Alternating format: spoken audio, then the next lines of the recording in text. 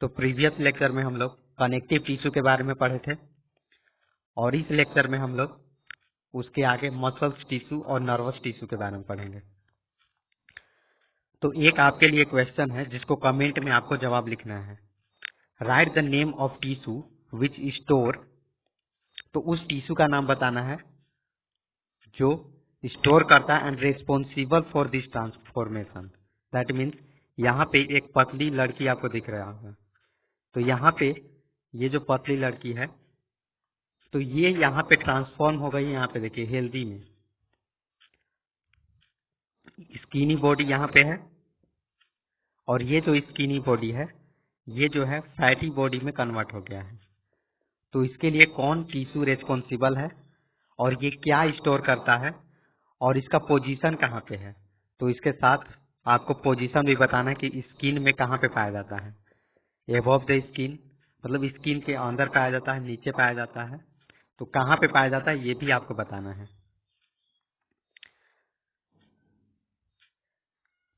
तो connective tissue के बाद हम लोग को पढ़ना था मस्कुलर टिश्यू। तो यहाँ पे मसल्स आपको दिख रहा है और ये जो मसल्स है ये स्केलेटन मसल्स है। तो आइए देखते हैं एनसीईआरटी में क्या लिखा हुआ है। Muscular tissue consist of elongated cells. तो यहाँ पे मस्कुलर टिश्यू जो है इलोंगेटेड सेल से बना हुआ है and also called muscles fibre, और इसे हम लोग मसल्स फाइबर बोलते हैं। तो यहाँ पे आपको मसल्स दिख रहा है और इस मसल्स का जब एक पार्ट को हम लोग निकालते हैं तो यहाँ पे देखिए यहाँ पे आपको मसल्स फाइबर दिख रहा है, इसके अंदर मसल्स फाइबर है और मसल्स फाइबर के अंदर सार्कोमियर देखने को मिलेगा जिसके अंदर प्रोटीन पाया जाता है जिसको बोलते हैं कॉन्ट्रैक्टाइल प्रोटीन। तो यहाँ पे लिखा हुआ muscular tissue consist of elongated cell, elongated cell पाया जाता है इस तरह से and also called muscles fiber. This tissue is responsible for movement in our body. तो हम लोग का हाथ जैसे मूवमेंट करता है, पैर मूवमेंट करता है, तो ये मूवमेंट कराने में रिस्पॉन्सिबल होता है। Muscles contain special protein. तो मसल्स के अंदर, स्केलेटन मसल्स के अंदर एक स्पेशल टाइप का प्रोटीन होता है जिसको बोलते हैं कॉन्ट्रैक्टाइल प्रोटीन्स। तो मसल्स के अंदर एक स्पेशल टाइप का प्रोटीन होता है जिसको क्या बोलते हैं contractile proteins, which contract and relax to cause movement. तो वो कॉन्ट्रैक्ट करता है और रिलैक्स करता है, तब हम लोग क्या करते हैं मूव करते हैं। अगर हम लोग को हाथ को एक जगह से दूसरे जगह पे मूव कराना है तो वहां पे कॉन्ट्रैक्टाइल प्रोटीन का सबसे बड़ा रोल होता है। ये आपका एनसीईआरटी बोल रहा है। यहाँ पे आप देखिए ये जो सार्कोमियर है तो इसका एक पार्ट को जैसे ही हम यहाँ पे देखिए ये जो है सार्कोमियर, इसके पार्ट में यहाँ पे आपको दिख रहा होगा एक्टिन एंड मायोसिन। इस एक्टिन मायोसिन को यहाँ पे देखिए ये जो है ये वाला पार्ट जो है इसको बोलते हैं एक्टिन और ये जो है मायोसिन। तो यही कॉन्ट्रैक्टाइल प्रोटीन है, ये आपका है मायोसिन और इसी को हम लोग बोलते हैं कॉन्ट्रैक्टाइल प्रोटीन। यही आपका कॉन्ट्रैक्ट करता है और रिलैक्स करता है, तो मूवमेंट काउज होता है। तो यहाँ तक क्लियर होगा। इसके आगे यहाँ पे देखिए we can move some muscles by conscious will. कहने का मतलब है कि जब हम लोग सोचते हैं तभी हम लोग अपना हाथ को, पैर को, किसी भी चीज को उठा सकते हैं, क्योंकि जब तक सोचेंगे नहीं तब तक हम लोग नहीं कर पाएंगे। तो यहाँ पे कह रहा है कि we can move some muscles by conscious will, जो हम लोग सोचते हैं अपने ब्रेन से, तो उसके हिसाब से हम लोग मसल्स को इंफॉर्मेशन देते हैं और मसल्स जो है आपका वर्क करता है। Muscles present in our limbs move when we want. तो जब हम लोग चाहते हैं तभी आपका जो लिम्स है, हाथ जो है, तभी आपका मूव करता है। And stop when we so decide, और जब हम लोग डिसाइड करते हैं कि अब हाथ को नीचे रख देना है तो नीचे हो जाएगा, ऊपर करना होगा तो ऊपर हो जाएगा। Such muscles are called voluntary muscles. तो इस टाइप के मसल्स को हम लोग वॉलेंट्री मसल्स बोलते हैं, जिसको हम लोग अपने ब्रेन से कंट्रोल करते हैं उसको क्या बोलेंगे वॉलेंट्री मसल्स। अब जिसको हम लोग ब्रेन से कंट्रोल कर पा रहे हैं मसल्स को उसको बोलते हैं वॉलेंट्री मसल, लेकिन जिसको नहीं कंट्रोल कर पाएंगे उसको क्या बोलेंगे इनवॉलेंट्री मसल। जैसे यहाँ पे देखिए ये जो चाइल्ड है, यहाँ पे देखिए ये जो चाइल्ड है इसका यहाँ पे ब्रेन है। अब ये ब्रेन में यहाँ पे सोचा है कि हमको बॉल को पकड़ना है, तो आखिर कैसे ये बॉल को पकड़ लेगा? तो यहाँ पे इसका जो आई है, ये सेंसरी पार्ट है, ये इस बॉल को यहाँ पे देखेगा और यहाँ से अनुमान लगा देगा और यहाँ पे जो ब्रेन है इंफॉर्मेशन देगा। ये जो ब्रेन है इंफॉर्मेशन देगा, यहाँ पे मोटर न्यूरॉन होता है, इस मोटर न्यूरॉन से यहाँ पे जाएगा मसल्स पे और ये मसल्स यहाँ पे कॉन्ट्रैक्ट करेगा। कॉन्ट्रैक्ट जैसी कॉन्ट्रैक्ट होगा तो ये जो इसका हाथ है ये ऊपर उठ जाएगा और कैच लेने के लिए तैयार हो जाएगा, और जैसी कैच पकड़ेगा वहां पे रिलैक्सेशन हो जाएगा। कॉन्ट्रैक्शन रिलैक्सेशन होता है जिससे कि मसल्स मूवमेंट करता है। तो इस तरह से यहाँ पे जो मसल्स है वो काम करता है। तो मसल्स किसके अनुसार काम कर रहा है? ब्रेन के अनुसार, कॉन्शस विल के अनुसार, नर्वस टिश्यू के अनुसार। जैसे यहाँ पे देखिए इस फिगर में भी, तो यहाँ पे इसका ब्रेन है। अब ये जो ब्रेन है, यहाँ से जब सिग्नल जाएगा यहाँ से, तभी ये जो है हाथ, देखिए ये हाथ पहले नीचे था यहाँ पे, अब ये जब इसके दिमाग में आया कि वहां पे कुछ है, तब ये जो है अपने हाथ को पॉइंट कर रहा है उस पॉइंट पे, यहाँ पे कुछ है इस टाइप से। तो यहाँ पे ये अपने हाथ को क्या किया? कंट्रोल कर लिया। तो किसके बदौलत ये अपने हाथ को कंट्रोल कर पा रहा है?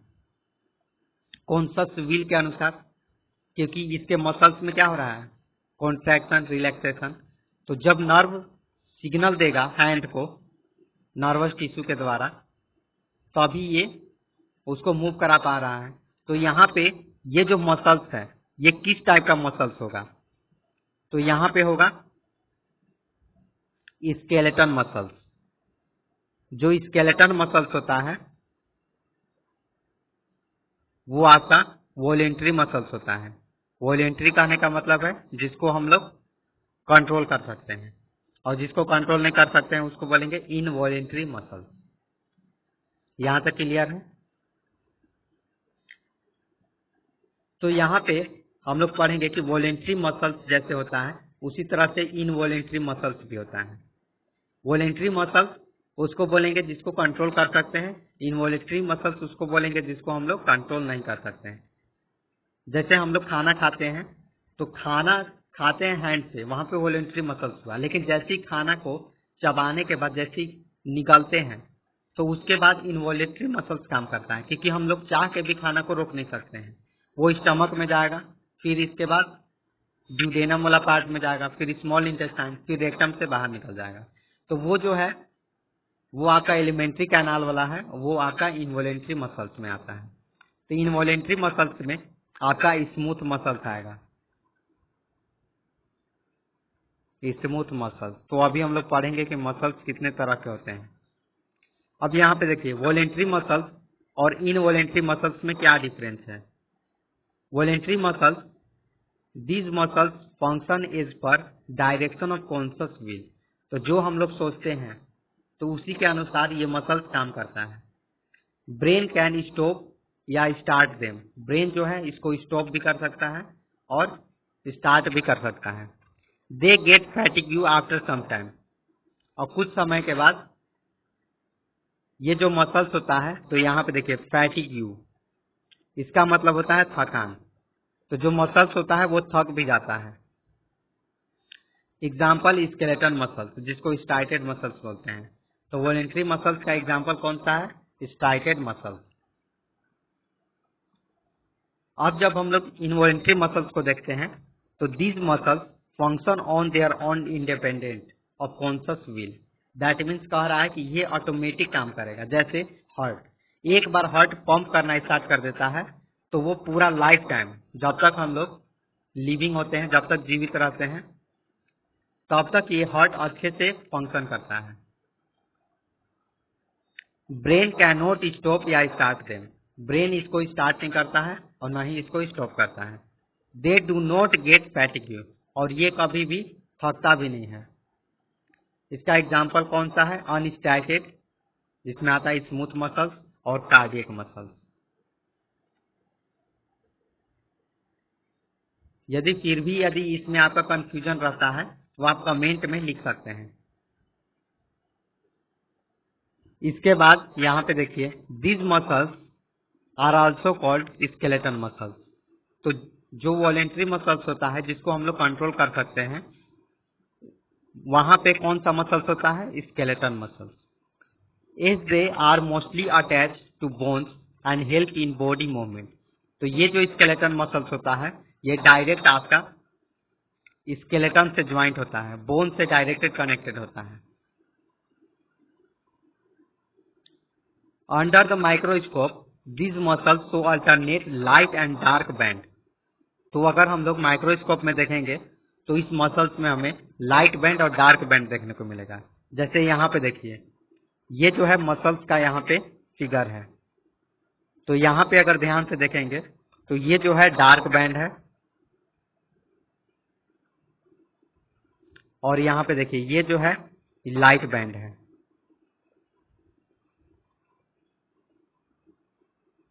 तो यहाँ पे आपको क्लियर दिख रहा है डार्क बैंड और लाइट बैंड। और जब इसको माइक्रोस्कोप में देखते हैं तो देखिए इस तरह का दिखता है। यहाँ पे प्रोटीन है, कॉन्ट्रैक्टाइल प्रोटीन। तो यहाँ पे यही चीज बोल रहा है कि under the microscope this muscles show alternate light and dark band, जिसको हम लोग बोलते हैं striation. When stained appropriately as a result they are also called striated muscles। तो यहाँ पे जैसी कलर डाई का इस्तेमाल करेंगे तो वो अच्छा से दिखेगा आपको। The cells of this tissue are long. तो इसका जो सेल होता है वो लॉन्ग देखेगा, सिलिंड्रिकल, अनब्रांच्ड एंड मल्टीन्यूक्लिएटेड। ये बहुत इंपॉर्टेंट है। तो स्केलेटन मसल जो होता है वो मल्टीन्यूक्लिएटेड होता है। तो यहाँ पे देखिए ये जो स्केलेटन मसल्स आपको दिख रहा है, यहाँ पे देखिए यहाँ पे न्यूक्लियस आपको देखने को मिल रहा है। तो एक ही में देखिए चार चार न्यूक्लियस है। तो ये जो होता है मल्टी न्यूक्लिएटेड होता है।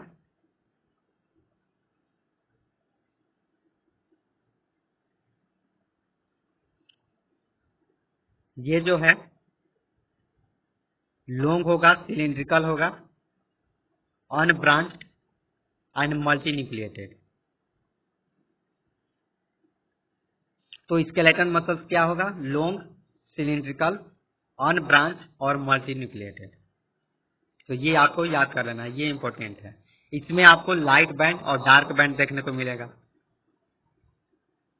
और ये मसल्स जो होता है स्केलेटन मसल्स, वो आपका वॉलेंट्री मसल्स होता है। यहां तक क्लियर है? इसके बाद यहाँ पे देखिए, the movement of food in the alimentary canal और the contraction and relaxation of blood vessels are involuntary movement. तो यहाँ पे देखिए तीन तरह के मसल्स होता है। पहला जो है स्केलेटन मसल, जिसको अभी हम लोग पढ़े हैं,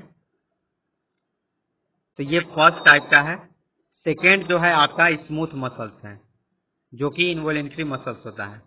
और थर्ड जो है कार्डियक मसल्स है, जो कि हार्ट में प्रेजेंट होता है। तो मसल्स का कितना टाइप है? तीन टाइप का है, स्केलेटन मसल्स, स्मूथ मसल्स और कार्डियक मसल्स। एक बार फिर से रिपीट कीजिए, स्केलेटन मसल्स, स्मूथ मसल्स और कार्डियक मसल्स। तो थ्री टाइप ऑफ मसल्स हम लोग को देखने को मिलता है। स्मूथ मसल जो होता है वो आपका इनवॉलेंट्री मूवमेंट करता है, मीन्स उसको हम लोग कंट्रोल नहीं कर सकते हैं ब्रेन से। We can not really start them और स्टॉप देम। न हम लोग उसको स्टार्ट कर सकते हैं और ना ही उसको स्टॉप कर सकते हैं। Simply by wanting to do so, मतलब जब हम लोग चाहेंगे तब वो ऐसा नहीं होगा। जैसे स्टमक जो होता है उसमें चर्निंग मूवमेंट होता है। जब हम लोग खाना खाते हैं तो वहां पे चर्निंग मूवमेंट होता है। तो उसको हम लोग खुद से स्टार्ट नहीं कर सकते हैं। जब खाना खाते हैं तभी वो ऑटोमेटिक स्टार्ट हो जाता है। स्मूथ मसल्स का यहाँ पे फिगर है। तो देखिए स्मूथ मसल जो है आपको यहाँ पे दिख रहा होगा, यूरिनरी ब्लैडर। तो यहाँ पे देखिए यूरिनरी ब्लैडर में यहाँ पे स्मूथ मसल्स है, यूट्रस में स्मूथ मसल्स है, एलिमेंट्री कैनाल यहाँ पे स्मूथ मसल्स है, रेस्पिरेटरी ट्रैक यहाँ पे भी है, आई में मिलेगा, ब्लड वेजल्स में। Involuntary muscles control such movement. They are also found in iris of the eye. तो इन्वॉलेंट्री मसल्स में मूवमेंट होता है, लेकिन उसको हम लोग ब्रेन से नहीं कंट्रोल कर सकते हैं, वो खुद ब खुद कंट्रोल होता है। जैसे आइरिस, हम लोग का जो आई में आइरिस होता है, तो वो कभी उसका साइज कभी घटेगा कभी बढ़ेगा। तो जिन लोगों का आई में थोड़ा सा मायोपिया, हाइपरमेट्रोपिया जिसको होता है, उन लोग का ऑटोमेटिक बढ़ते और घटते रहता है।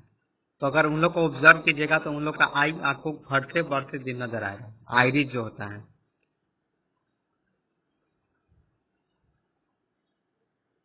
In the ureter, in the bronchi of the lungs, तो लंग्स में भी आपको देखने को मिलेगा।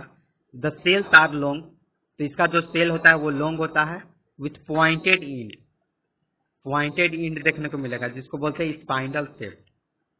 एंड यूनिन्यूक्लिएटेड, एक ही न्यूक्लियस होता है, having a single nucleus. They are also called unstriated muscles, तो ये जो होता है अनस्टाइटेड होता है क्योंकि इसमें लाइट बैंड और डार्क बैंड देखने को नहीं मिलता है। तो यहाँ पे यही सवाल पूछा, why do they be called that, तो अनस्टाइटेड मसल्स इसको क्यों बोलते हैं? क्योंकि बिकॉज इट डज नॉट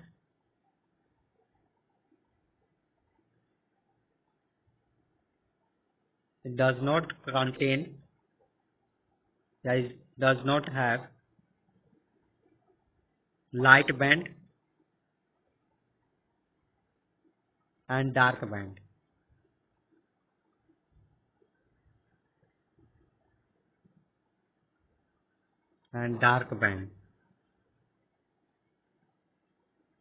तो यहाँ पे लाइट बैंड और डार्क बैंड नहीं होता है, इसीलिए इसको अनस्टाइटेड मसल्स बोलते हैं।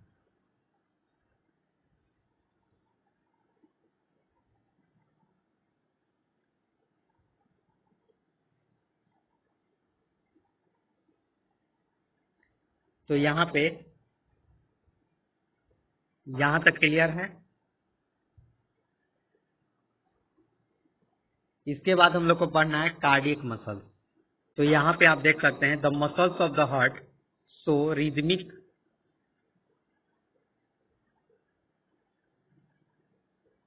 द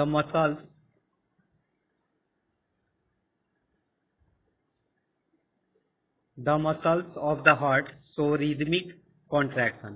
तो यहाँ पे जो हार्ट होता है उसका रिदम होता है एक, वही रिदम में वो हमेशा पंप करता है। जैसे अगर हार्ट का देखेंगे रिदम को, तो देखिए इस तरह से होता है,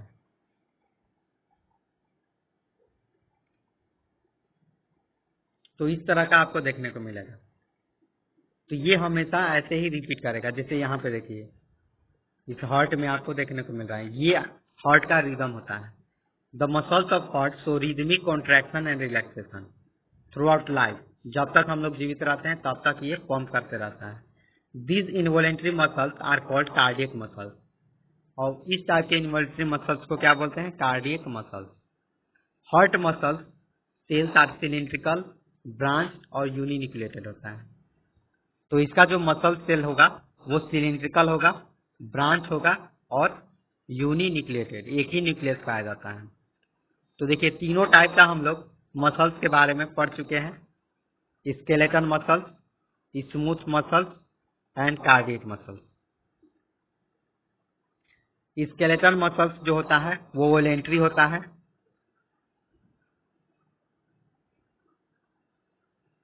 स्मूथ मसल जो होता है वो आपका इनवॉलेंट्री होता है,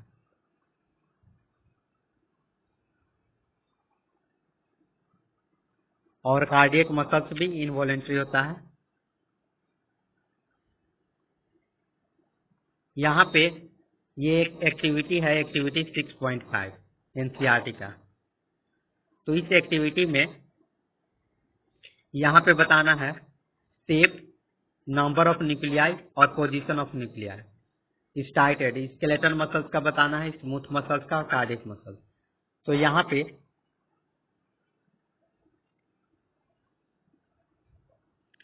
स्टार्टेड मसल्स जो होता है उसका शेप लॉन्ग सिलिंड्रिकल होता है। अभी जस्ट हम लोग पढ़े हैं कि लॉन्ग सिलिंड्रिकल होता है।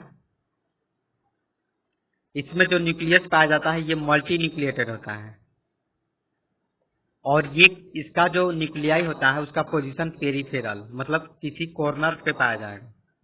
किनारे पे पाया जाता है। स्मूथ मसल्स में जो शेप होता है वो स्पाइनल शेप होता है।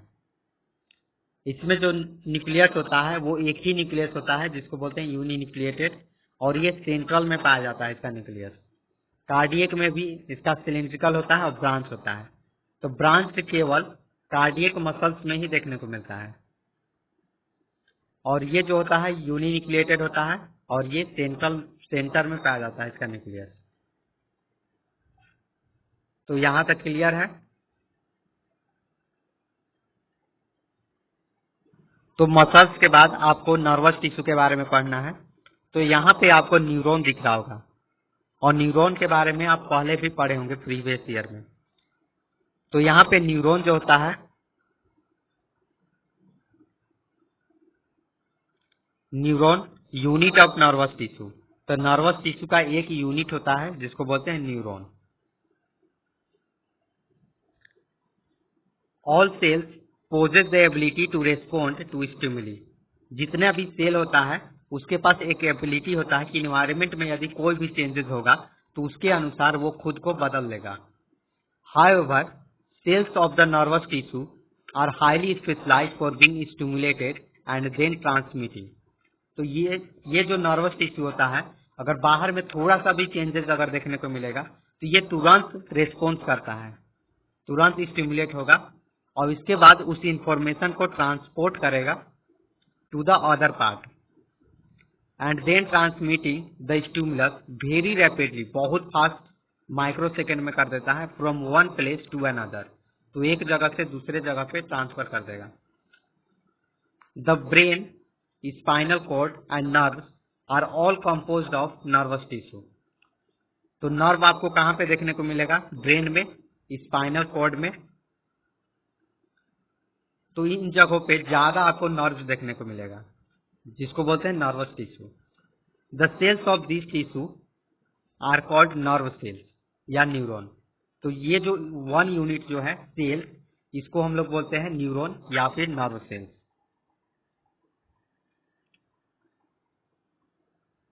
तो यहाँ पे देखिए, यहाँ पे आपको दिख रहा है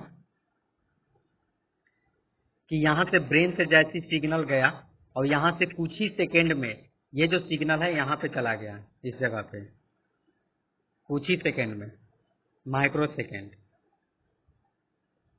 तो यहाँ पे क्या हो रहा है? सिग्नल जो है ट्रांसफर हो रहा है। वैसा ही आप यहाँ पे देखिए, ये जो है, यहाँ पे देखिए, ये जो है ब्रेन है, यहाँ पे भी न्यूरॉन है इस ब्रेन वाले पार्ट में, और यहाँ पे देखिए ये जो है ये आपका स्पाइनल कॉर्ड है,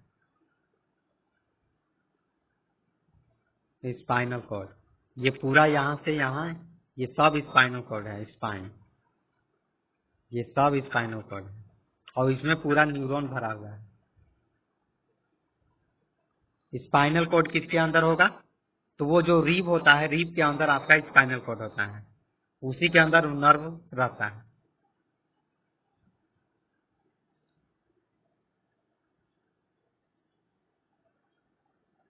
a neuron consist of cell body. तो न्यूरॉन के पास सेल बॉडी होता है, यहाँ पे आप देख सकते हैं सेल बॉडी। तो ये जो पोर्शन है इसको हम लोग सेल बॉडी बोलते हैं। विथ अ न्यूक्लियस, तो यहाँ पे सेंटर में न्यूक्लियस होगा क्योंकि एक सेल का बना हुआ है, तो इसके अंदर न्यूक्लियस भी देखने को मिलेगा। A neuron consist of a cell body with a nucleus and cytoplasm from which long thin hair like parts arise. तो यहाँ पे एक थिन हेयर लाइक पार्ट आपको देखने को मिल रहा होगा जिसको बोलते हैं डेंड्राइट्स। तो ये जो है यहाँ पे डेंड्राइट्स है।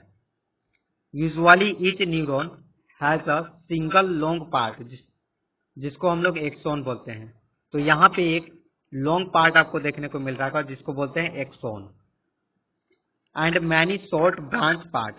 तो बहुत सारा शॉर्ट ब्रांच पार्ट आपको यहाँ से कनेक्टेड देखने को मिलेगा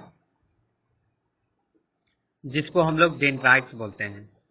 तो यहाँ पे ये जो पार्ट है डेंड्राइट्स, यहाँ पे शॉर्ट ब्रांच है जिसको हम लोग डेंड्राइट्स बोलते हैं। An individual nerve may be up to a metre long. तो एक जो नर्व होता है बहुत लंबा तक होता है, 1 मीटर 2 मीटर बहुत दूर तक भी हो सकता है। And many nerve fiber bound together by connective tissue and make up nerve। तो एक जो नर्व होता है, जैसे यहाँ पे देखिए, ये जो नर्व है ये इस नर्व के साथ कनेक्टेड होगा, फिर ये नर्व दूसरे नर्व के साथ कनेक्टेड होगा। इस तरह से पूरा एक नर्वस सिस्टम तैयार हो जाता है। The signal that passes along the nerve fibre is called nerve impulse. और जो सिग्नल, कौन सा सिग्नल, केमिकल भी बता देते हैं, इसको बोलते हैं एसिटाइल कोलिन। ये जो केमिकल होता है यही नर्व में ट्रांसफर होता है। तो ये जो केमिकल है ये यहाँ पे ट्रेवल करता है एक करंट की तरह, जिसको हम लोग नर्व इम्पल्स बोलते हैं। Nerve impulse allow us to move our muscles when we want to. तो जब हम लोग को मसल्स, जैसे हाथ है, हाथ को उठाना है, तो ये जो नर्व इम्पल्स है ये यहाँ पे ये करंट की तरह पूरा दौड़ेगा यहाँ पे। जैसे यहाँ पे आपको दिख रहा होगा पूरा करंट की तरह, तो यहाँ पे वो पूरा फैलेगा जिससे कि मसल्स कॉन्ट्रैक्ट हो जाएगा। The functional combination of nerve and muscles tissue is fundamental to most animals. तो नर्व और मसल्स जो एक साथ ज्वाइंटेड है, ये सभी एनिमल में आपको ज्यादातर देखने को मिलेगा। And this combination enable animal to move rapidly in response to stimuli. तो जैसे कि मधुमक्खी को आप देखे होंगे कि जैसे ही उसको पकड़ने जाते तुरंत भाग जाता है। जो तितली होता है उसको पकड़ने जाते तुरंत भाग जाता है। क्यों? क्योंकि उन लोग का जो नर्व है वो बहुत ज्यादा सेंसिटिव होता है। वैसे ही हम लोग का भी रात में हम लोग को कितना डर लगता है, क्योंकि उस टाइम जो नर्व होता है पूरा एक्टिवेट हो जाता है, जिससे कि बहुत ज्यादा डर लगने लगता है। तो यहाँ पे यही चीज कह रहा है कि ये जो है this combination enable animal to move rapidly. तो मसल्स और जो नर्व है एक साथ कंबाइन हो गया है, जिससे कि हम लोग दौड़ सकते हैं, हर एक काम कर सकते हैं। क्योंकि जैसे ही ब्रेन में हम लोग सोचते हैं वो इन्फॉर्मेशन हम लोग मसल्स को देते हैं, और मसल्स जो है कॉन्ट्रैक्ट और रिलैक्स करता है और फिर वो अपना वर्क करता है। तो यहाँ पे आपका पूरा जो टिश्यू चैप्टर है वो पूरा कंप्लीट हो जाता है। और यदि इस चैप्टर में कहीं पे दिक्कत होगा तो आप डायरेक्ट व्हाट्सएप पे पूछ सकते हैं।